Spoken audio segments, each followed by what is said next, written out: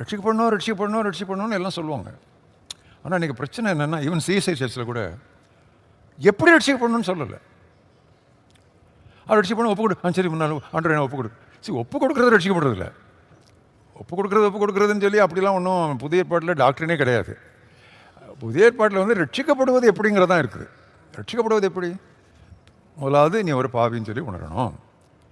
பிறகு இந்த பாவத்துக்கு பதிலாக பலியாக தான் ஆண்டவராக இயேசு கிறிஸ்து சிலுவையில் அறைந்தார் என்று உன் இருதயத்தில் நீ விசுவாசிக்கணும். விசுவாசித்து உன் வாயினால் அதை நீ அறிக்கை பண்ணணும். அப்பொழுது ரட்சிக்கப்பட்டான். இதான் சால்வேஷன் ஸ்டெப்ஸ். நீங்கள் பார்த்தீங்கன்னா நிறைய இவாஞ்சலிஸ்ட் வந்து சால்வேஷன் ஸ்டெப்ஸ் சொல்ல மாட்டாங்க, ஒப்பு கொடுங்கன்னு தான் சொல்லுவாங்க. So people are misled. அவங்களுக்கு கிளாரிட்டி இல்லை, முக்கியமான ஒரு அனுபவத்திற்குரிய கிளாரிட்டி இல்லை. ஸோ அதனால் இப்படி சிலதெல்லாம் இருக்குதுன்னு சொல்லி பி சேவ்டு நவ், இப்பொழுதே ரட்சிக்கப்படுங்கள் அப்படின்னு ஒரு அவுட்லைன் எழுதினேன். அப்புறம் அடுத்தாப்பில் ஹீலிங் எல்லாம் சொல்லுவோம் இல்லையா, அதனால் பி ஹீல்டு நவ் இப்படி எழுதிட்டே இருக்கும்போது ஒரு 2 எழுதி முடிச்சிருப்பேன்.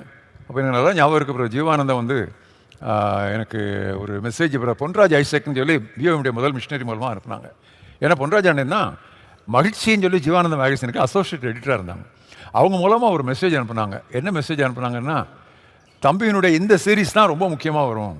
இந்த பிளெஸ்ஸிங்லேயே வந்து கிளாசிக் இது தான், அவ்வளோ கிறிஸ்பாக அந்த ஸ்டெப்ஸ் போட்டுறோம். ஏன்னா வந்து ஆர்டிக்கல் எழுதுறதோட அவுட்லைன் எழுதுறது கஷ்டம். ஆர்டிக்கல் நம்ம கொஞ்சம் வளர்ந்து எழுதி சேர்க்கலாம் கூட, பட் அவுட்லைன் வரும்போது கிறிஸ்பாக இருக்கணும், அதுதான் அப்படின்னு இருக்கணும், வெல் ஸ்ட்ரக்சர்டாக இருக்கணும்.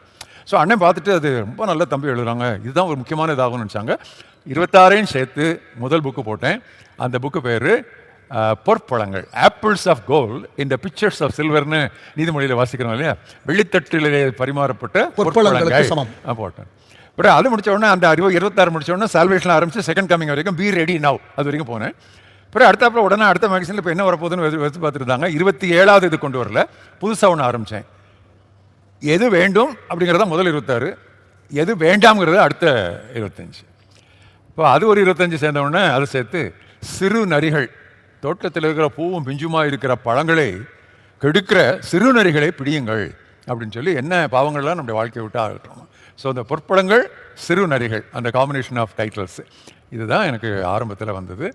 எத்தனையோ எடிஷன் எத்தனையோ லாங்குவேஜில் வந்துருச்சு. ஆண்டோட கிருபையினால் இன்றைக்கி நான் பேனாவை எடுத்து ஒன்று எழுதுனேன்னா உடனே அதை இந்தியாவில் உள்ள 10-12 மொழிகளில் மொழியாக்கம் பண்ணுவதற்கு காத்து கிடக்குறாங்க எக்ஸ்பர்ட் டிரான்ஸ்லேட்டர்ஸ். ஏன்னா அவங்க என்ஜாய் பண்ணுறாங்க, இதுக்கு நாங்கள் டிரான்ஸ்லேட் பண்ணுறோம்னு சொல்லி. அது கர்த்தர் எனக்கு கொடுத்த ஒரு பெரிய கிருபை. ஆனால் துவக்கம் அற்பமான ஆரம்பம்.